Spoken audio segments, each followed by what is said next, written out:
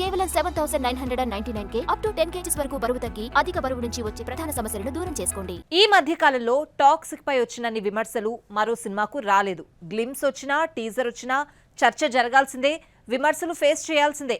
ముఖ్యంగా డైరెక్టర్ గీతూ మోహన్ దాస్ ను టార్గెట్ చేశారు. ఇంత వైలెన్సా, హద్దుమీరిన రొమాన్సా అంటూ మోహన్ దాస్ పై విమర్శలొస్తే యష్ సమర్థించడమే కాదు, ఆమెపై పొగడ్తలు కురిపించాడు.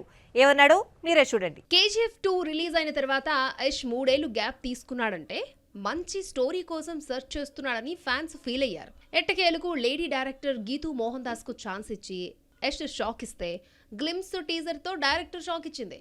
ఇంటిమెసీ సీన్స్ లో నటించడానికి గ్యాప్ తీసుకున్నావా అంటూ ఫ్యాన్సే ప్రశ్నించారు. ఈ విమర్శల నడుమ లేడీ డైరెక్టర్ గీతూ మోహన్ దాస్ పేరు హైలైట్ అయింది.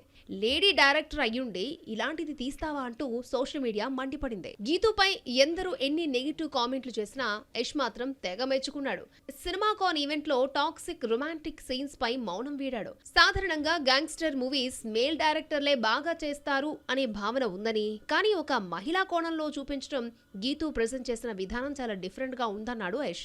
సినిమా సీన్స్ గతంలో ఎప్పుడూ చూడని విధంగా ఉంటాయని, అన్ని రకాల ఎమోషన్స్ ను లేడీ డైరెక్టర్స్ ఇంత బాగా ప్రెజెంట్ చేయగలరా అని ఆమెతో జర్నీ చేశాకే అర్థమైంది అన్నాడు యష్. టాక్సిక్ జూన్ 4న పాన్ ఇండియా మూవీగా రిలీజ్ అవుతోంది.